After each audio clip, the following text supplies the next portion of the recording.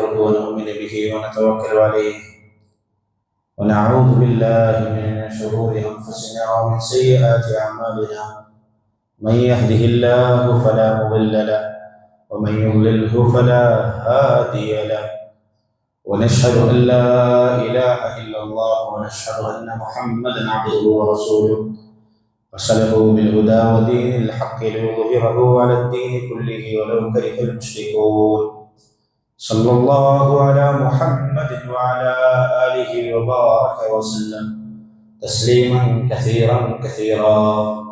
فيا أيها الناس اتقوا الله حق تقاته فقد قال الله تعالى في القرآن الكريم يا أيها الذين آمنوا اتقوا الله حق تقاته ولا تموتن إلا وأنتم مسلمون. وقال الله تعالى يا أيها الذين آمنوا اتقوا الله ولتنظر نفس ما قدمت لغد واتقوا الله إن الله خبير بما تعملون. رب اشرح لي صدري ويسر لي أمري واحلل عقدة من لساني يفقهوا قولي وما توفيقي إلا بالله عليه توكلت وإليه أنيب. പ്രിയപ്പെട്ട സത്യവിശ്വാസികളെ, വിശ്വാസിനികളെ, ജീവിതത്തിൻ്റെ എല്ലാ മേഖലകളിലും റബ്ബ് സുബ്ഹാനഹു വ തആലയെ തഖ്വ ചെയ്ത് സൂക്ഷിച്ചുകൊണ്ട് ജീവിക്കുന്നതിന് ഞാൻ ആദ്യമായി എൻ്റെ നഫ്സിനോടും തുടർന്ന് നിങ്ങൾ ഓരോരുത്തരോടും ഓർമ്മപ്പെടുത്തുകയാണ്, വസിയ്യത്ത് ചെയ്യുകയാണ്. അല്ലാഹു സുബ്ഹാനഹു വ തആല അവനെ തഖ്വ ചെയ്ത് ജീവിക്കുന്ന നല്ല അടിയാറുകളുടെ കൂട്ടത്തിൽ നമ്മളെല്ലാം ഉൾപ്പെടുത്തി അനുഗ്രഹിക്കുമാറാകട്ടെ. നമ്മിൽ നിന്ന് വന്നുപോയിട്ടുള്ള ചെറുതും വലുതുമായ എല്ലാ തെറ്റുകുറ്റങ്ങളെയും അല്ലാഹു സുബ്ഹാനഹു വ തആല പുറത്തു മാപ്പാക്കി നൽകുമാറാകട്ടെ. അവൻ്റെ ജന്നാത്തുൽ ഫിർദൗസിൽ ഒരുമിച്ച് കൂടാൻ സാധിക്കുന്ന ഭാഗ്യവാന്മാരായ അടിമകളുടെ കൂട്ടത്തിൽ അല്ലാഹു നമ്മളെയൊക്കെ ഉൾപ്പെടുത്തി അനുഗ്രഹിക്കുമാറാകട്ടെ. പ്രിയപ്പെട്ട സുഹൃത്തുക്കളെ, സഹോദരന്മാരെ, അല്ലാഹു സുബ്ഹാനഹു വ തആലയുടെ വിധിവിലക്കുകൾ ജീവിതത്തിൽ പാലിക്കുന്നതിനെയാണ് തഖ്വ, സൂക്ഷ്മത എന്ന് പറയുക. ആ വിധിവിലക്കുകൾ പാലിക്കുന്നതിലൂടെ മാത്രമേ ഐഹികവും പാരിത്രികവുമായിട്ടുള്ള വിജയം ഒരു മനുഷ്യന് നേടിയെടുക്കാൻ സാധിക്കുകയുള്ളൂ. വിശുദ്ധ ഖുർആനിലെ വരിയിലൂടെ അല്ലാഹു സുബ്ഹാനഹു വ തആല പഠിപ്പിച്ചതുപോലെ വമാ കാന ലിമുഅ്മിനിൻ വലാ മുഅ്മിനത്തിൻ ഇദാ ഖള അല്ലാഹു വറസൂലുഹു അംറൻ അൻ യകൂന ലഹുമുൽ ഖിയറതു മിൻ അംരിഹിം വമൻ യഅസില്ലാഹ വറസൂലഹു ഫഖദ് ളല്ല ളലാലൻ മുബീനാ. വമാ കാന ലിമുഅ്മിനിൻ വലാ മുഅ്മിനത്തിൻ ഇദാ ഖള അല്ലാഹു വറസൂലുഹു അംറൻ. അല്ലാഹു സുബ്ഹാനഹു വ തആല അവൻ്റെ വിശുദ്ധ വേദത്തിലൂടെ തിരുനബി സല്ലല്ലാഹു അലൈഹി വസല്ലം അവിടുത്തെ ചില ഹദീസുകളിൽ കൂടെ മുസ്ലിം ഉമ്മത്തിന്, മുഅ്മിനത്തിന് ഒരു നിയമം, ഒരു വിധിവിലക്ക് പഠിപ്പിച്ചു കഴിഞ്ഞാൽ, പറഞ്ഞു കഴിഞ്ഞാൽ അതനുസരിക്കാതിരിക്കാൻ, അത് ധിക്കരിക്കാൻ ഒരു മുഅ്മിനോ ഒരു മുഅ്മിനത്തിനോ അവകാശമില്ല. ആ പരിപൂർണമായിട്ടുള്ള കീഴൊതുങ്ങുന്നതിനെ, വണങ്ങുന്നതിനെയാണ് ഇസ്ലാം എന്ന് പറയുക. അസ്ലമ യുസ്ലിമു, ഇസ്ലാം എന്ന് പറഞ്ഞാൽ നമ്മുടെ സാമൂഹിക മേഖലയാകട്ടെ, രാഷ്ട്രീയ മേഖലയാകട്ടെ, കുടുംബ സാമ്പത്തിക ഇടപാട്, സ്വഭാവ, വസ്ത്ര, ഭക്ഷണ മേഖലകളിലെല്ലാം റബ്ബിന്റെ വിധിവിലക്കുകൾക്ക് പരിപൂർണമായിട്ടും കീഴൊതുങ്ങുന്നതിനെയും വണങ്ങുന്നതിനെയുമാണ് ഇസ്ലാം എന്ന അറബി പദം കൊണ്ട് വിവക്ഷിക്കപ്പെടുന്നത്, അർത്ഥമാക്കുന്നത്.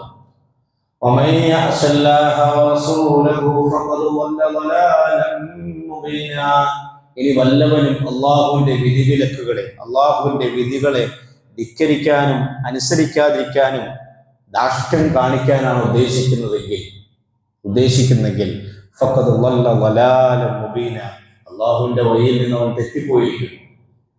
സല്ലല്ലാഹു അലൈഹി വസല്ലം പഠിപ്പിച്ച ചെത്തിയിൽ നിന്ന് അവൻ വഴിതെറ്റി സഞ്ചരിക്കുന്നു. വ്യക്തമായ വഴികേടിൽ കൂടിയാണ് അവൻ സഞ്ചരിച്ചു കൊണ്ടിരിക്കുന്നത്.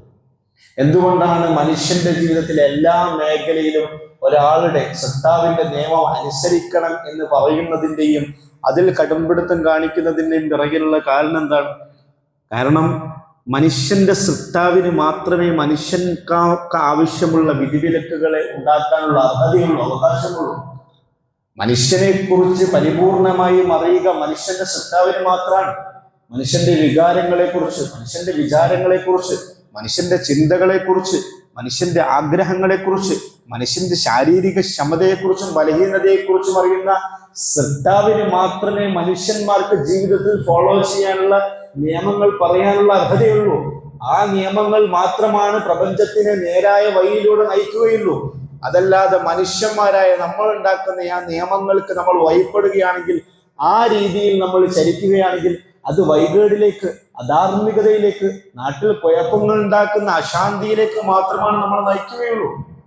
അതിന്റെ ഏറ്റവും പ്രധാനപ്പെട്ട ഉദാഹരണങ്ങളിലൊന്നാണ് മനുഷ്യന്മാർക്ക് അല്ലാഹു സുബ്ഹാനഹു വ തആല നിശ്ചയിച്ചു തന്നിരിക്കുന്ന വസ്ത്രങ്ങൾ.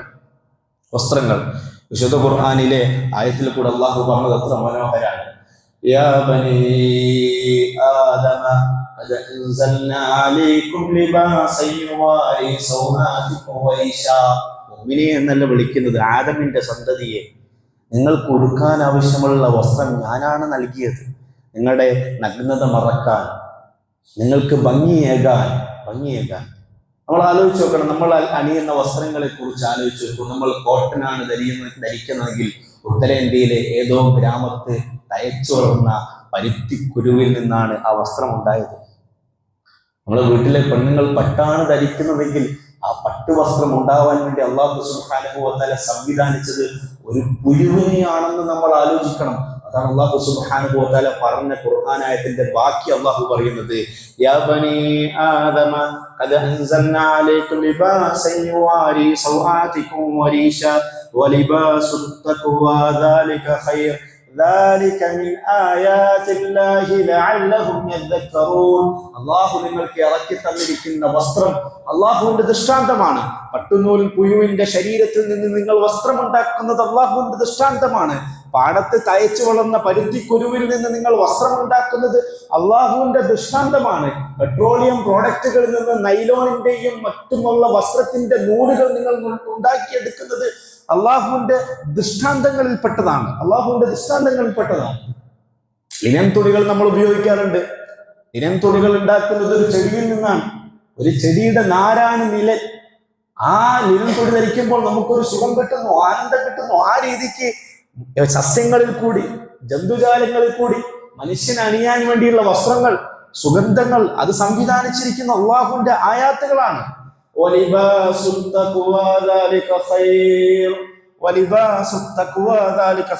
തഖ്വയുടെ വസ്ത്രങ്ങൾ നിങ്ങൾ അണിയണം. വെള്ളിയാഴ്ച ജുമയുടെ ഉദ്ദേശം തഖ്വ കൊണ്ടുള്ള വസിയത്താണ്. എന്താണ് തഖ്വയുടെ വസ്ത്രം? മനുഷ്യന് ഭംഗിയേകുന്നതാണ് തഖ്വയുടെ വസ്ത്രം. മനുഷ്യന് വൃത്തി നൽകുന്നതാണ് തഖ്വയുടെ വസ്ത്രം. മാനസിക ധാർമ്മിക ബോധ്യങ്ങളും മൂല്യങ്ങളും അടിയുറപ്പിച്ച് നിർത്തുന്നതാണ് തഖ്വയുടെ വസ്ത്രങ്ങൾ. പുരുഷൻ എന്ത് ധരിക്കണം എന്ന് റസൂലുള്ളാഹി സ്വല്ലല്ലാഹു അലൈഹി വസല്ലം പഠിപ്പിച്ചിട്ടുണ്ട്. സ്ത്രീ എന്ത് ധരിക്കണം എന്ന് ഹബീബായ റസൂൽ സ്വല്ലല്ലാഹു അലൈഹി വസല്ലം പഠിപ്പിച്ചിട്ടുണ്ട്. പുരുഷന്മാർ വൃത്തിയുള്ളത് ധരിക്കണം, ഭംഗിയുള്ളത് ധരിക്കണം. അഹങ്കാരമുള്ള വസ്ത്രം ധരിക്കാൻ പാടില്ല എന്ന് പ്രവാചകൻ പഠിപ്പിച്ചു. അനർഭാടത്തിന്റെ വസ്ത്രം ധരിക്കരുതെന്ന് റസൂലുള്ളാഹി സ്വല്ലല്ലാഹു അലൈഹി വസല്ലം പഠിപ്പിച്ചു. ആണുങ്ങൾ സ്വർണ്ണാഭരണം ധരിക്കരുത് എന്ന് പഠിപ്പിച്ചു. പട്ടുകൊണ്ടുള്ള വസ്ത്രം പുരുഷന്മാർ ധരിക്കുന്നത് റസൂലുള്ളാഹി സ്വല്ലല്ലാഹു അലൈഹി വസല്ലം പഠിപ്പിച്ചു. പണ്ടുകാലങ്ങളിൽ അഹങ്കാരത്തിന്റെ ഭാഗമായിട്ട് രാജാക്കന്മാർ പർവ്വതാനി പോലെയുള്ള വലിയ വസ്ത്രം ധരിക്കുകയും അത് നിലത്തോട് ഇങ്ങനെ വലിച്ചു വെച്ച് നീങ്ങുകയും ചെയ്യുന്ന സ്വഭാവം പണ്ടുകാലങ്ങളിലെ പ്രഭുക്കന്മാർക്കും രാജാക്കന്മാർക്കും ഉണ്ടായിരുന്നു. ആ രീതിക്കുള്ള അഹങ്കാരത്തിന്റെയും പൊങ്ങച്ചത്തിന്റെയും വസ്ത്രങ്ങൾ നിലത്ത് വലിച്ചു വെക്കുന്ന രീതിയിൽ നിര്യാണിക്കതായ അഹങ്കാരത്തോടുകൂടി വസ്ത്രം പുരുഷന്മാരെ ധരിക്കണമെന്ന് നബി സല്ലല്ലാഹു അലൈഹി വസല്ലം പഠിപ്പിച്ചു. സ്ത്രീകൾക്കും അതുപോലെ പഠിപ്പിച്ചിട്ടുണ്ട്. സ്ത്രീകളുടെ വസ്ത്രത്തെക്കുറിച്ച് ഖുർആൻ പഠിപ്പിക്കുന്ന ഇടങ്ങളിൽ രണ്ട് വ്യത്യാസങ്ങൾ നമുക്ക് കാണാൻ സാധിക്കും. ഒന്ന് പബ്ലിക് സ്പേസിൽ സ്ത്രീ ധരിക്കുന്ന വസ്ത്രമാണ്, രണ്ടാമത്തെ പ്രൈവറ്റ് സ്പേസിൽ സ്ത്രീ ധരിക്കുന്ന വസ്ത്രമാണ്. നമ്മൾ ആണുങ്ങൾ ശ്രദ്ധിക്കാറുണ്ട്. നമ്മുടെ വീട് നമ്മുടെ ഒരു പ്രൈവറ്റ് സ്പേസാണ്, പ്രൈവറ്റ് ഏരിയ ആണ്. അവിടെ നമ്മൾ ആണുങ്ങൾ മുണ്ട് മാത്രം കൊടുത്ത് ശരീരം തുറന്നിട്ട് നടക്കും, അല്ലെങ്കിൽ കള്ളിത്തുണിയും ബനിയനും ഇട്ട് നമ്മൾ നടക്കും. അതേ നമ്മളൊരു പബ്ലിക് സ്പേസിലേക്ക് പോകുമ്പോൾ, പബ്ലിക് സ്പേസ് എന്ന് പറഞ്ഞാൽ നമ്മൾ ഷോപ്പിങ്ങിന് പോകുന്നു, കടയിലേക്ക് പോകുന്നു, റോഡിലേക്ക് പോകുന്നു, കല്യാണത്തിന് പോകുന്നു, വേറെ എവിടെയെങ്കിലും വീട്ടിലേക്ക് ഗസ്റ്റ് ആയിട്ട് പോകുന്നു, ആ സമയത്ത് നമ്മൾ നല്ല വസ്ത്രം ധരിക്കും. കള്ളിത്തുണിയും ബനിയനും മാറ്റിയിട്ട് നമ്മൾ വെള്ള വസ്ത്രം ധരിക്കും, വെള്ള മുണ്ട് ധരിക്കും, വൃത്തിയുള്ള കോലം ധരിക്കും. ഇത് ആണുങ്ങളായ നമ്മൾ പോലും പാലിക്കാറുണ്ട്. നമ്മുടെ ജീവിതത്തിൽ നമ്മൾ പോലും സ്വാഭാവികമായിട്ട് കൊണ്ടുവരക്കാറുണ്ട്. ഇതുപോലെയാണ് പെണ്ണുങ്ങൾ. സ്ത്രീകൾ പബ്ലിക് സ്പേസിലേക്ക് പോകുമ്പോൾ, അന്യപുരുഷന്മാരായിട്ടുള്ള ആളുകളുള്ള ഇടങ്ങളിലേക്ക് പോകുമ്പോൾ, ഷോപ്പിങ്ങിന് വേണ്ടി പോകുമ്പോൾ, ജോലി ആവശ്യാർത്ഥം പോകുന്ന സമയത്ത്, വിദ്യാഭ്യാസത്തിന് വേണ്ടി പോകുന്ന ഇടങ്ങളിൽ, മറ്റു പുരുഷന്മാരുള്ള ഇടങ്ങളിലേക്ക് പോകുമ്പോൾ, വിവാഹ വേദികളിലേക്ക് പോകുമ്പോൾ സ്ത്രീകൾ മുഖവും മുൻകൈയും ഒഴിച്ചിട്ടുള്ള ബാക്കി ഭാഗങ്ങൾ ശരീരം കൊണ്ട് മറക്കണം. ആ ശരീരം കൊണ്ട് മറക്കുന്ന വസ്ത്രങ്ങൾ അയഞ്ഞ വസ്ത്രങ്ങളായിരിക്കണം. ശരീരത്തിന്റെ എടുപ്പുകൾ, ശരീരത്തിന്റെ കോലം കൃത്യമായി ബോധ്യപ്പെടുന്ന രീതിയിലുള്ള ഇറുകിയ വസ്ത്രം സ്ത്രീകൾ ധരിക്കാൻ പാടില്ല. ശരീരത്തിലെ തൊലി പുറത്തു നിന്ന് കാണാൻ പറ്റുന്ന രീതിയിൽ നേർത്ത തുണികൾ കൊണ്ടുള്ള വസ്ത്രം സ്ത്രീകൾ അണിയാൻ പാടില്ല. തലമറക്കേണ്ടതുണ്ട്. തുണി ഉപയോഗിച്ചുകൊണ്ട് മാറിലേക്കും തുണി താഴ്ത്തിയിടേണ്ടതുണ്ട് എന്ന് റസൂലുള്ളാഹി സ്വല്ലല്ലാഹു അലൈഹി വസല്ലം പഠിപ്പിച്ചു. അതേ സമയത്ത് തന്നെ ഒരു പെണ്ണ് വീട്ടിലുണ്ടാകുന്ന സമയമുണ്ട്, വീട്ടിൽ ജോലി എടുക്കുന്ന സമയമുണ്ട്, ഭർത്താക്കന്മാരുടെ കൂടെ ഇരിക്കുന്ന സമയമുണ്ട്, മക്കളോടൊപ്പം സ്പെൻഡ് ചെയ്യുന്ന സമയമുണ്ട്. ആ സമയത്ത് സ്ത്രീകൾക്ക് തല തുറന്നിടാം. ആ സമയത്ത് സ്ത്രീകൾക്ക് ആ രീതിയിൽ പുറത്ത് ധരിക്കുന്ന രീതിയിലുള്ള ലൂസായ വസ്ത്രം ധരിക്കണം നിർബന്ധമില്ല. ഇറുകിയ വസ്ത്രങ്ങൾ ധരിക്കാം. ശരീരത്തിൽ അവയവങ്ങൾ കാണിക്കുന്ന വസ്ത്രം ധരിക്കാൻ ഭർത്താക്കന്മാരുടെ വീടുകളിലാകുന്ന സമയത്ത്, അതേ സമയത്ത് പുറത്തേക്ക് പോകുമ്പോൾ, അന്യപുരുഷന്മാരുടെ മുമ്പിലേക്ക് വരുമ്പോൾ ആ ഹിജാബിനെ സ്വീകരിക്കണമെന്ന് വിശുദ്ധ ഖുർആൻ പഠിപ്പിച്ചു, റസൂലുള്ളാഹി സ്വല്ലല്ലാഹു അലൈഹി വസല്ലം പഠിപ്പിച്ചു. എന്തുകൊണ്ടാണ് അങ്ങനെ ഒരു വേർതിരിവ്? പുരുഷന്റെ വസ്ത്രത്തെ നിശ്ചയിച്ചിരിക്കുന്ന അല്ലാഹു സുബ്ഹാനഹു വ തആല സ്ത്രീകളെ വസ്ത്രത്തെ നിശ്ചയിച്ചിരിക്കുന്നു. അത് ആ രീതിയിൽ നിശ്ചയിച്ചത് റസൂലുള്ളാഹി സ്വല്ലല്ലാഹു അലൈഹി വസല്ലം പഠിപ്പിച്ചു. പുരുഷൻ ധരിക്കുന്ന വസ്ത്രരീതി സ്ത്രീകൾ ധരിക്കാൻ പാടില്ല, സ്ത്രീകൾ ധരിക്കുന്ന വസ്ത്രം പുരുഷൻ ധരിക്കാൻ പാടില്ല എന്ന് റസൂലുള്ളാഹി സ്വല്ലല്ലാഹു അലൈഹി വസല്ലം പഠിപ്പിച്ചു. എന്തുകൊണ്ടൊരു വേർതിരിവ്? പുരുഷനെയും സ്ത്രീയെയും സൃഷ്ടിച്ച സൃഷ്ടാവിനാണ് മനുഷ്യനെ കുറിച്ച് അറിയുക. മനുഷ്യന്റെ ത്വരയെക്കുറിച്ചും വികാരങ്ങളെക്കുറിച്ചും വിചാരങ്ങളെക്കുറിച്ചും ശാരീരിക ആവശ്യങ്ങളെക്കുറിച്ച് അറിയുക സൃഷ്ടാവായ അള്ളാഹുവിന് മാത്രമാണ്, നമുക്കല്ല. സാമ്രാജ്യത്തിനല്ല, കൊളോണിസത്തിനല്ല, സാമൂഹ്യത്തിലെ പുതിയ ക്യാപിറ്റലിസ്റ്റ് ലോകത്തിനല്ല, ഇപ്പോഴത്തെ പൊതുബോധത്തിനല്ല, അള്ളാഹുവിനാണ് അറിയുക. എന്തിനോട്? പെണ്ണിനോട് ശരീരം മറക്കുന്ന രീതിയിൽ വസ്ത്രം ധരിക്കാൻ പറഞ്ഞു. എന്തിന്റെ പേര്? എന്താണ് അതിന്റെ പിറകിലുള്ള കാരണം? അല്ലാഹു സുബ്ഹാനഹു വ തആല സ്ത്രീയെയും പുരുഷനെയും സൃഷ്ടിച്ച് വളരെ അത്ഭുതകരമായിട്ടാണ്. സ്ത്രീയും പുരുഷനും തമ്മിൽ ലൈംഗിക ബന്ധത്തിൽ ഏർപ്പെടണം, അതിൽ കൂടി റീപ്രൊഡക്ഷൻ നടക്കണം, മാനുഷികകുലം പിന്നെയും പിന്നെയും ഉണ്ടാകണം, മക്കൾ ഉണ്ടാവണം. അത് നിശ്ചയിച്ച അല്ലാഹു സുബ്ഹാനഹു വ തആലയാണ്. അതുകൊണ്ടാണ് അല്ലാഹു സുബ്ഹാനഹു വ തആല പുരുഷന്റെ തലച്ചോറിന്റെ അകത്ത് ഒരു സ്ത്രീയെ കാണുമ്പോൾ, ഒരു സ്ത്രീയുടെ നഗ്നത കാണുമ്പോൾ, ഒരു സ്ത്രീയുടെ ശരീരത്തിന്റെ എടുപ്പ് ബോധ്യപ്പെടുന്ന രീതിയിൽ കാണുന്ന സമയത്ത് പുരുഷന്റെ തലച്ചോറിന്റെ അകത്ത് ഡോപ്പമൈൻ എന്ന് പറയുന്ന ഒരു കെമിക്കൽ പ്രൊഡ്യൂസ് ചെയ്യപ്പെടുന്നു. ആ കെമിക്കൽ പ്രൊഡ്യൂസ് ചെയ്യപ്പെടുന്ന സമയത്ത് പുരുഷന്റെ ശരീരത്തിന്റെ ബ്ലഡിന്റെ ഫ്ലോ കൂടുന്നു, ബ്ലഡ് വെസൽ വികസിക്കുന്നു. അതേ തുടർന്ന് പുരുഷന്റെ ശരീരത്തിന്റെ അകത്ത് അള്ളാഹു സംവിധാനിച്ച ടെസ്റ്റോസ്റ്ററോൺ എന്ന് പറയുന്ന ഒരു കെമിക്കൽ ഉണ്ട്, ഒരു ഹോർമോൺ ഉണ്ട്. ആ ഹോർമോണാണ് നമുക്ക് പ്രൊഡക്ഷൻ ഉണ്ടാക്കാൻ കാരണം. പുരുഷന്റെ ശരീരത്തിൽ സ്പേം ഉണ്ടാകാൻ, ബീജം ഉണ്ടാക്കാനുള്ള കാരണം ടെസ്റ്റോസ്റ്ററോൺ എന്ന് പറയുന്ന ഹോർമോണാണ്. ആ ഹോർമോൺ ഒരു പുരുഷനിൽ വികസിക്കുക, അതൊരു പുരുഷനിൽ കൂടി വരിക ഒരു സ്ത്രീയുടെ നഗ്നത കാണുന്ന സമയത്താണ്. അത് കൂടിയ അളവിലാകുന്ന സമയത്ത് പുരുഷന് ലൈംഗിക ബന്ധത്തിൽ ഏർപ്പെടാൻ തോന്നും.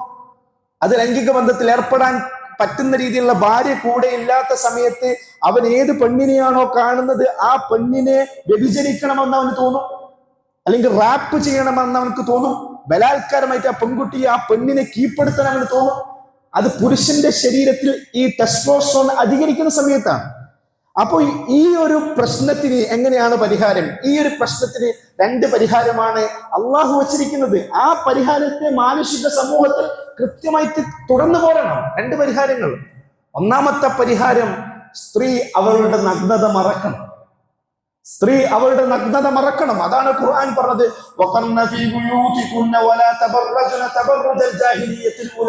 ജാഹിലിയ കാലഘട്ടത്തിൽ ഉണ്ടായ രീതിയിലുള്ള നഗ്നതകൾ വെളിവാക്കുന്ന ശരീര കോലങ്ങൾ അണിഞ്ഞുകൊണ്ട് തോന്നിവാസം, അയിഞ്ഞാട്ടം പെണ്ണുങ്ങൾ കാണിക്കാൻ പാടില്ല എന്ന് ഖുർആൻ പഠിപ്പിച്ചു. وَقُلْ لِلْمُؤْمِنَاتِ يَغْضُضْنَ مِنْ أَبْصَارِهِنَّ وَيَحْفَظْنَ فُرُوجَهُنَّ وَلَا يُبْدِينَ زِينَتَهُنَّ إِلَّا مَا ظَهَرَ مِنْهَا وَلْيَضْرِبْنَ بِخُمُرِهِنَّ عَلَى جُيُوبِهِنَّ. പെണ്ണുങ്ങൾ അവരുടെ ശരീരത്തിന്റെ നഗ്നത മറക്കാൻ ശ്രമിക്കണം. തട്ടം ഉപയോഗിച്ചുകൊണ്ട് മാറിനേക്ക് താഴ്ത്തിടണം. പുരുഷന്റെ മുമ്പിൽ വന്ന് തന്റെ ശരീരത്തിന്റെ നഗ്നത കാണിക്കുന്ന രീതി പെണ്ണുങ്ങൾ തുടരാൻ പാടില്ല. അത് പറഞ്ഞ ആ വസ്ത്രം അണിയണം എന്ന് പെണ്ണുങ്ങളോട് പറഞ്ഞ അതേ ഖുർആൻ ആണിനോട് പറയുന്ന ഒരു കാര്യമുണ്ട്. എന്താ അത്? വഖുല്ലിൽ മുഅ്മിനീന യഗ്ദൂന വഖുല്ലിൽ മുഅ്മിനീന യഗ്ദൂ മിൻ അബ്സാരിഹിം വയഹ്ഫദൂ ഫുറൂജഹും ദാലിക അസ്കാ ലഹും ഇന്നല്ലാഹ ഖബീറും ബിമാ യസ്നഊൻ. പെണ്ണ് വസ്ത്രം ഇട്ടാൽ മാത്രം പോരാ, ആണ് ചെറിയൊരു സാധനം താഴ്ത്തണം. അതവന്റെ കണ്ണാണ്, അതവന്റെ കണ്ണാണ്. നബി സല്ലല്ലാഹു അലൈഹി വസല്ലം പഠിപ്പിച്ചില്ലേ, കണ്ണുകൊണ്ടുള്ള നോട്ടമാണ് ഒരു ആണിനെ, ഒരു പുരുഷനെ, ഒരു യുവാവിനെ പിന്നീട് പതിയെ പതിയെ വ്യഭിചാരത്തിലേക്ക് എത്തിക്കുന്നത്. വൻപാപം പോലുള്ള ഒരു ഹറാമിലേക്ക് എത്തുന്നത് കണ്ണുകൊണ്ടുള്ള കട്ടുനോട്ടമാണ്. ആരും കാണാത്ത പാതിരാവിൽ കാണുന്ന ഹറാമുകളാണ്. അതുകൊണ്ട് വഖുല്ലിൽ മുഅ്മിനീന യഗ്ദൂ മിൻ അബ്സാരിഹിം വയഹ്ഫദൂ ഫുറൂജഹും. ആണുങ്ങൾ കണ്ണുകൾ താഴ്ത്തണം, കണ്ണുകൾ അടക്കണം. ആ കണ്ണുകൾ അടച്ചാൽ മാത്രമാണ് ഹറാമുകളിൽ നിന്ന് അവർക്ക് മാറി നോക്കാൻ സാധിക്കൂ. ദാലിക അസ്കാ ലഹും. അതാണ് അവരുടെ മാനസികമായിട്ടുള്ള ശാരീരികമായിട്ടുള്ള എല്ലാ സുഖങ്ങൾക്കും ഏറ്റവും നല്ലത്. അതാണ് ആ ആയത്ത് അവസാനിക്കുന്നത് ഇങ്ങനെയാണ്, ഇന്നല്ലാഹ ഖബീറും ബിമാ യസ്നഊൻ, ഇന്നല്ലാഹ ഖബീറും ബിമാ യസ്നഊൻ, ഇന്നല്ലാഹ ഖബീറും ബിമാ യസ്നഊൻ. കണ്ണുകൊണ്ടുള്ള കട്ടുനോട്ടം ഏറ്റവും സിമ്പിൾ ആയിട്ട് ഒരു മനുഷ്യന് ചെയ്യാൻ പറ്റിയ കാര്യമാണ്. പക്ഷേ ആ കണ്ണുകൊണ്ടുള്ള ഒരു കട്ടുനോട്ടമാണ് നീ കണ്ണുകൊണ്ട് ചെയ്യുന്നതെങ്കിലും, ഒരു സ്ത്രീയുടെ നഗ്നതയിലേക്ക് ആരും അറിയാതെയാണ് നീ നോക്കുന്നതെങ്കിലും, ഇന്നല്ലാഹ ഖബീറും ബിമാ യസ്നഊൻ, നിങ്ങളും നമ്മളൊക്കെ ചെയ്യുന്ന കാര്യം അള്ളാഹു കൃത്യമായിട്ട് അറിയുന്നുണ്ട്, അള്ളാഹു കൃത്യമായിട്ട് അറിയുന്നുണ്ട്. അപ്പോ ആ ഒരു സാമൂഹിക വ്യവസ്ഥ കൃത്യമായി പോവാൻ, ആ സാമൂഹിക വ്യവസ്ഥ കൃത്യമായി കൊണ്ടു നടക്കാൻ അള്ളാഹു സുബ്ഹാനഹു വ തആല ആ ഖുർആൻ ആയത്തുകളിൽ കൂടി പഠിപ്പിക്കുകയാണ്, ആ ഖുർആൻ ആയത്തുകളിൽ കൂടി പഠിപ്പിക്കുകയാണ്. അപ്പൊ ആ ബോധ്യം നമുക്കുണ്ടാവണം, ആ വസ്ത്രധാരണയിൽ ആ ശ്രദ്ധ നമുക്കുണ്ടാവണം, ആ കൃത്യം നമ്മൾക്കുണ്ടാവണം. റസൂലുള്ളാഹി സ്വല്ലല്ലാഹു അലൈഹി വസല്ലം പഠിപ്പിച്ച ആ നിയമങ്ങൾ നമുക്ക് വഴിപ്പെടാൻ നമുക്ക് സാധിക്കണം. ഇത് പറഞ്ഞൊരു പശ്ചാത്തലമുണ്ട്, ഒരു സാഹചര്യമുണ്ട്. കഴിഞ്ഞ 1-2 ദിവസമായിട്ട് എറണാകുളത്ത് പള്ളുരുത്തിയിലെ സെന്റ് തെരാസസ് എന്ന് പറയുന്ന, സെന്റ് റീത്താസ് എന്ന് പറയുന്ന ക്രിസ്ത്യൻ മാനേജ്മെന്റിന്റെ കീഴിലുള്ള സ്കൂളിൽ ഒരു പെൺകുട്ടിക്ക് തട്ടമിടാൻ നിഷേധിച്ചു. ഒടുക്കം ഇന്ന് ജുമാക്ക് കയറുന്നതിന് മുമ്പ് ആ പെൺകുട്ടിക്ക് ആ സ്കൂളിൽ നിന്ന് TC വാങ്ങേണ്ടി വന്നു. ഇത് ഇത്രയും കാര്യം പങ്കുവെക്കാനുണ്ടായ 2 കാരണങ്ങളാണ്, അതിലേക്ക് സൂചിപ്പിക്കാം. ജുമാക്ക് മെമ്പറിലേക്ക് കയറുന്നതിന് മുമ്പ് ഞാൻ ഏറ്റവും അവസാനം കണ്ടത് ആ സ്കൂളിലെ പ്രിൻസിപ്പൽ വളരെ ചിരിച്ച് സന്തോഷത്തോടു കൂടി വാർത്താ മാധ്യമങ്ങളുടെ മുമ്പിൽ സംസാരിക്കുന്നതാണ്. വളരെ അഭിമാനത്തോടു കൂടി ആ പ്രിൻസിപ്പൽ സന്തോഷിക്കുകയാണ്. ഞാൻ അത്ഭുതപ്പെടുകയാണ്. കന്യാസ്ത്രീയായ ഒരു സ്ത്രീക്ക്, കന്യാസ്ത്രീയായ ഒരു ടീച്ചർക്ക്, കന്യാസ്ത്രീയായ ഒരു പ്രിൻസിപ്പലിന് എങ്ങനെയാണ് തൻ്റെ സ്കൂളിൽ പഠിക്കുന്ന ഒരു പെൺകുട്ടി ആ സ്കൂളിൽ പഠിക്കാൻ പറ്റാത്തതിന്റെ പേരിൽ TC വാങ്ങിപ്പോകുമ്പോൾ എങ്ങനെയാണ് ഒരു കന്യാസ്ത്രീക്ക് ചിരിക്കാൻ സാധിക്കുക, ഒരു കന്യാസ്ത്രീക്ക് സന്തോഷിക്കാൻ സാധിക്കുക? ഞാൻ ഇന്നും ഓർമ്മിക്കുന്ന എനിക്ക് ഏറ്റവും പ്രിയപ്പെട്ട ഒരു കന്യാസ്ത്രീ ഉണ്ടായിരുന്നു. വർഷങ്ങൾക്ക് മുമ്പ് കോഴിക്കോട് നിർമ്മല ഹോസ്പിറ്റൽ മഞ്ഞപ്പിത്തം ബാധിച്ചുകൊണ്ട് മരണക്കിടക്കയിൽ ഞാൻ കടന്നപ്പോൾ എൻ്റെ അടുക്കൽ തണുത്ത വെള്ളവും തുണിയും എടുത്തുകൊണ്ട് പാതിരാത്രി പോലും എൻ്റെ ശരീരത്തിൽ തുളച്ചു തന്ന മേരിക്കുന്നിലെ നിർമ്മല ഹോസ്പിറ്റലിലെ ആ കന്യാസ്ത്രീയെ ഞാൻ ഇന്നും മറക്കൂല. എപ്പോഴാണ് നമ്മുടെ നാട്ടിലുള്ള കന്യാസ്ത്രീകളുടെ സ്വഭാവങ്ങൾ മാറിപ്പോയത്? എപ്പോഴാണ് വംശപരയും മതസഹിഷ്ണുതയും ഇവർക്ക് വംശപരിവരിൽ അധികരിച്ചു പോയത്? മതസഹിഷ്ണുത എപ്പോഴാണ് നഷ്ടപ്പെട്ടു പോയത്? ഒരു പെൺകുട്ടിയുടെ വിദ്യാഭ്യാസം നഷ്ടപ്പെടുത്തിയപ്പോൾ എങ്ങനെയാണ് ഒരു പ്രിൻസിപ്പളിന്, ഒരു ടീച്ചർക്ക് സന്തോഷിക്കാൻ സാധിക്കുക? 2 അത്ഭുതങ്ങളാണ് ഇതിലുള്ളത്, 2 അത്ഭുതങ്ങൾ. ഒന്ന്, നമ്മുടെ കേരളത്തിൽ നടന്നുകൊണ്ടിരിക്കുന്ന ക്രിസ്തീയ സമൂഹത്തിൽ ഉണ്ടായിരിക്കുന്ന ആ ക്രിസംഖ്യ അനുഭവത്തെ കുറിച്ച് ആലോചിച്ച് ഞാൻ അത്ഭുതപ്പെടുകയാണ്. അതൊരൊറ്റ സംഭവം മാത്രമല്ല, ഒരുപാട് സംഭവങ്ങൾ. തട്ടമിട്ട, തല മുഴുവൻ മറച്ച, ശരീരം മൊത്തം മറച്ച ഒരു കന്യാസ്ത്രീക്ക് എങ്ങനെയാണ് തന്റെ സ്കൂളിൽ തട്ടമിട്ട പെൺകുട്ടികൾ പഠിക്കാൻ പാടില്ല എന്ന് പറയാൻ സാധിക്കുക? ഏത് സെക്കുലർ ബോധത്തിന്റെ, ഏത് ജനാധിപത്യ ബോധത്തിന്റെ അടിസ്ഥാനത്തിലാണ്? ഞാൻ അത്ഭുതപ്പെടുകയാണ്. അത്ഭുതപ്പെടാൻ ഒരുപാട് കാരണങ്ങളുണ്ട്. കാരണം കഴിഞ്ഞ 2 വർഷക്കാലമായിട്ട് ഫലസ്തീൻ ഇസ്രായേൽ യുദ്ധം നടന്നുകൊണ്ടിരിക്കുകയാണല്ലോ. ഈ യുദ്ധം നടന്നുകൊണ്ടിരിക്കുന്ന സാഹചര്യത്തിൽ നമ്മളെല്ലാം ആഗ്രഹിക്കുന്ന ഒരു സ്വതന്ത്ര ഫലസ്തീൻ പുലരുന്ന ഒരു നല്ല നാളേക്ക് വേണ്ടിയാണ്.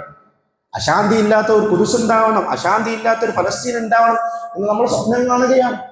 കാരണം ഫലസ്തീൻ, കുരിശ്, അത് ക്രിസ്ത്യാനികളുടെ, മുസ്ലിമീങ്ങളുടെ, ജൂതരുടെ എല്ലാവരുടെയും സംഗമ ഭൂമിയാണ്. പ്രവാചകന്മാരുടെ ഈറ്റില്ലമാണ്. മതങ്ങളുടെ സംസ്കാരത്തിന്റെ സംഗമ കേന്ദ്രമാണ്. അവിടെ ശാന്തി പുലരുന്നതാണ് നമ്മൾ ആഗ്രഹിക്കുന്നത്. എന്നാൽ കഴിഞ്ഞ 2 വർഷക്കാലമായിട്ട് ലോകത്ത് എല്ലായിടങ്ങളിലും ക്രിസ്മസ് ആഘോഷിക്കപ്പെട്ടിട്ടുണ്ട്. പക്ഷേ കഴിഞ്ഞ 2 വർഷമായിട്ട് ക്രിസ്മസ് ആഘോഷിക്കപ്പെടാത്ത ഒരു സ്ഥലം ഭൂമി ലോകത്തുണ്ടെങ്കിൽ അത് ഉണ്ണിയേശു പിറന്ന ബത്ലഹേമാണ്. ബത്ലഹേമിൽ കഴിഞ്ഞ 2 വർഷക്കാലമായിട്ട് ക്രിസ്മസ് ആഘോഷിക്കപ്പെട്ടിട്ടില്ല. ബത്ലഹേമിലെ വിശുദ്ധരായ ക്രിസ്തീയ പുരോഹിതന്മാർ പറഞ്ഞു, ഞങ്ങളുടെ ഫലസ്തീനിലെ ഗസയിലെ മനുഷ്യരായ കുഞ്ഞുങ്ങൾ മരിച്ചു വീഴുന്ന ഈ ദിവസങ്ങളിൽ, 25,000 കുഞ്ഞുങ്ങൾ മരിച്ചു വീഴുന്ന ഈ ദിവസങ്ങളിൽ ഇവിടെ ഇരുന്നു കൊണ്ട് ക്രിസ്മസ് ആഘോഷിക്കാൻ ഞങ്ങൾക്ക് സാധിക്കൂല എന്ന് ബത്ലഹേമിലെ ഫലസ്തീനിലെ കുദുസിലെ വിശുദ്ധരായ പുരോഹിതന്മാർ പറയുകയുണ്ടായി.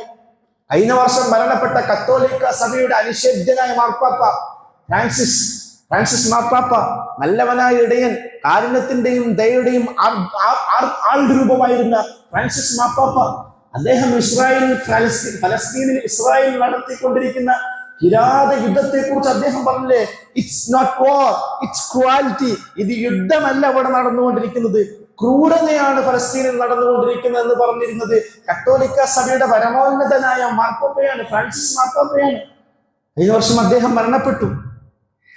അതിനുശേഷം ലിയോ 14 കത്തോലിക്ക സഭയുടെ പോപ്പായിട്ട് അധികാരത്തിലേറിയ ഉടനെ ആദ്യമായിട്ട് ലിയോ 14 പാപ്പ പറഞ്ഞത്, ഇറ്റ്സ് കംപ്ലീറ്റ്ലി അൺഅക്സെപ്റ്റബിൾ.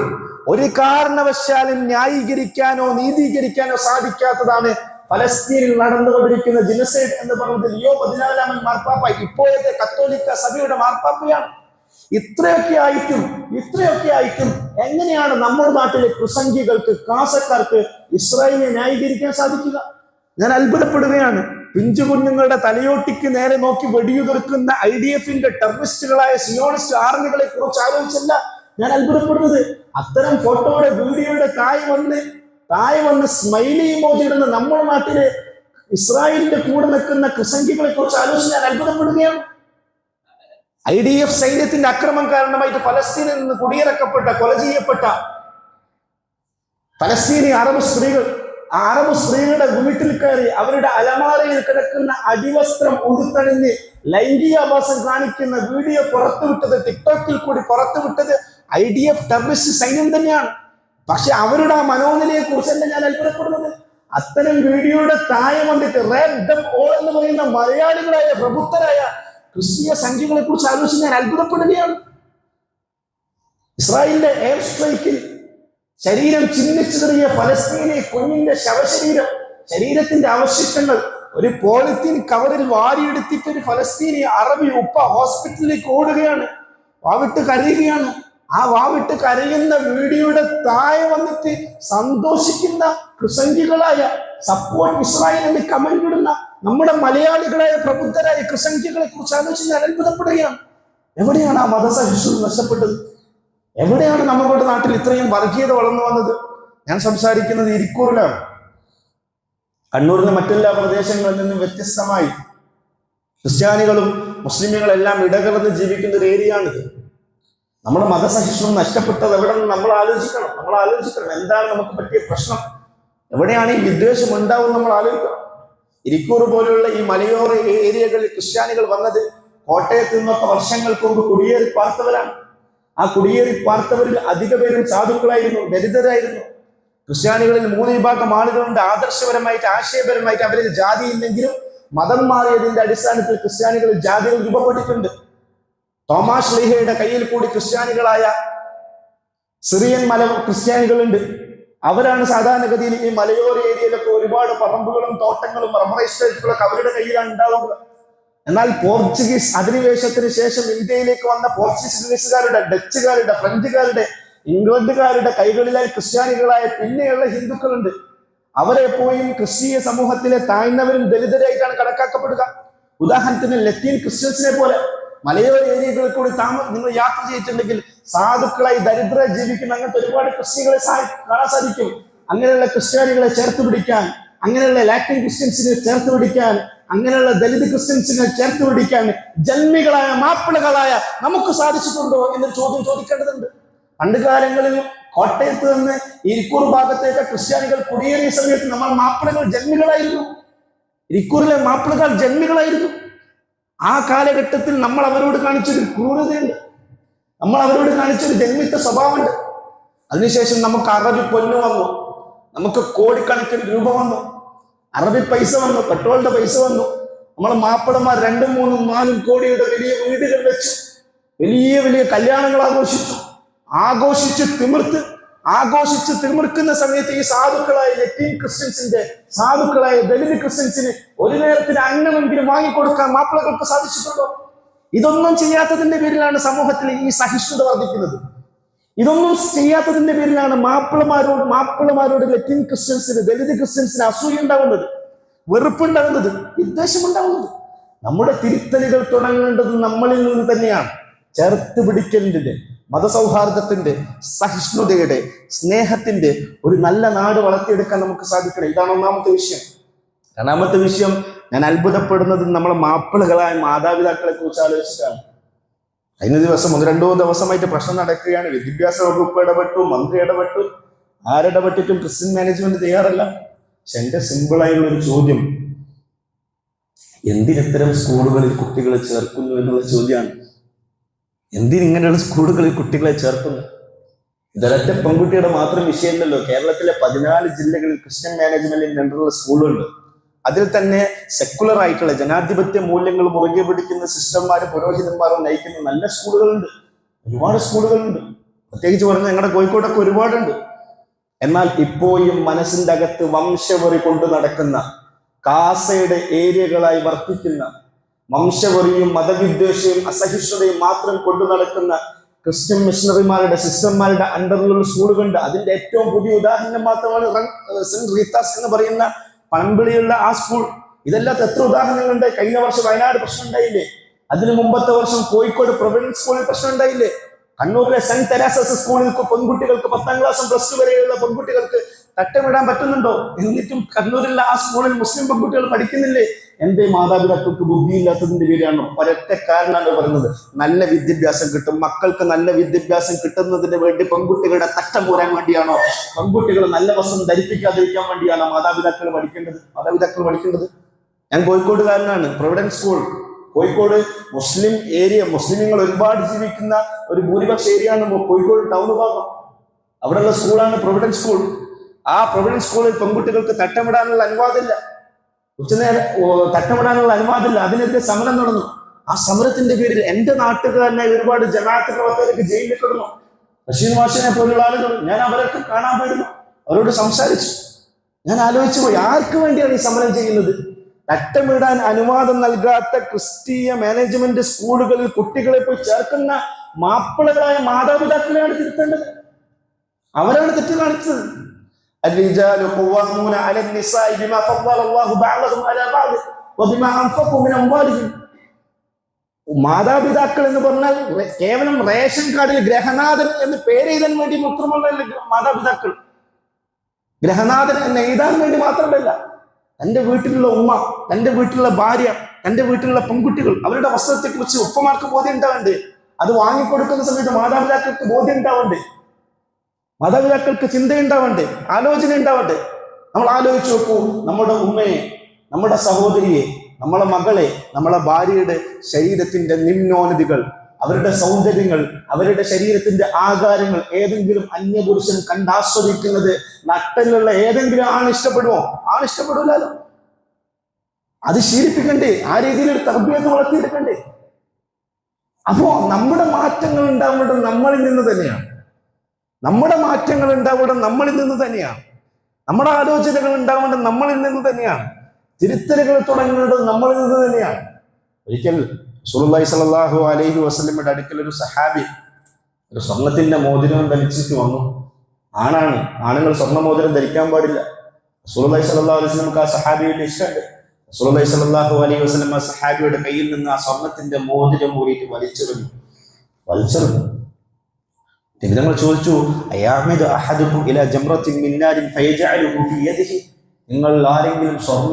നിങ്ങൾ ആരെങ്കിലും തീനാളുള്ള ഒരു കട്ടയെടുത്ത് കൈ പിടിക്കില്ല? പിന്നെന്തിനാണ് ഈ സ്വർണത്തിന്റെ മോതിരം ആണായി നീ ധരിച്ച് നടക്കുന്നത് ചോദിച്ചു. ഇതും പറഞ്ഞിട്ട് റസൂലുള്ളാഹി സ്വല്ലല്ലാഹു അലൈഹി വസല്ലം പോയി. അവിടെ ഉണ്ടായിരുന്ന സഹാബികൾ പലരും ആ സഹാബിയോട് പറഞ്ഞു, ഒരു കാര്യം ചെയ്യും, ആണുങ്ങളായി നിങ്ങൾക്കല്ല ധരിക്കാൻ പ്രശ്നമുള്ളൂ, ആ സ്വർണത്തിന്റെ മോതിരം എടുത്ത് വീട്ടിലുള്ള പെണ്ണുങ്ങൾക്ക് കൊടുത്തോ, അല്ലെങ്കിൽ വിറ്റോ, കളയണ്ട എന്ന് പറഞ്ഞു. ആ സഹാബി പറഞ്ഞു, ലാ വല്ലാഹി ലാ ആഖുദുഹു അബദൻ മാ തറഹു റസൂലുള്ളാഹി സ്വല്ലല്ലാഹു അലൈഹി വസല്ലം. അള്ളാഹുവിന്റെ റസൂൽ എറിഞ്ഞൊരു വസ്തുവെ ഞാൻ തിരിച്ചെടുക്കുക. ആ സഹാബിക്ക് വേണമെങ്കിൽ ആ സ്വർണത്തിന്റെ മോതിരം എടുക്കാം, ഭാര്യയ്ക്ക് അണിയാൻ കൊടുക്കാം, വിൽക്കാൻ വേണ്ടി ഉപയോഗിക്കാം. പക്ഷേ റസൂലുള്ളാഹി സ്വല്ലല്ലാഹു അലൈഹി വസല്ലം എറിഞ്ഞൊരു വസ്ത്രം, എറിഞ്ഞ ഒരു സ്വർണം, എറിഞ്ഞ ഒരു ആഭരണം എനിക്ക് വേണ്ട എന്നുള്ള സഹാബിയുടെ വാക്കാണ് മുസ്ലിം ഉമ്മത്ത് ആലോചിക്കേണ്ടത്. നമ്മുടെ ജീവിതത്തിന്റെ എല്ലാ മേഖലകളും, സാമൂഹിക മേഖലയാകട്ടെ, കുടുംബ മേഖലയാകട്ടെ, ആ രീതിക്ക് ദീനിനെ വഴിപ്പെടാൻ, ദീനിനെ അനുസരിക്കാൻ, അത് മാത്രമാണ് നമ്മുടെ ജീവിതത്തിലെ എല്ലാ മേഖലകളിലും സന്തോഷം പ്രദാനം ചെയ്യൂ. അത് മാത്രമാണ് നമ്മുടെ ജീവിതത്തിലെ എല്ലാ മേഖലയും ശൈലിയും സമാധാനവും ശാന്തിയും പകരുകയുള്ളൂ. ആ രീതിയിൽ കാര്യം മനസ്സിലാക്കാൻ അള്ളാഹു നമുക്കൊക്കെ തൗഫീഖ് പ്രദാനം ചെയ്യുമാറാകട്ടെ. വആഖിറു ദഅവാന അൽഹംദുലില്ലാഹി റബ്ബിൽ ആലമീൻ.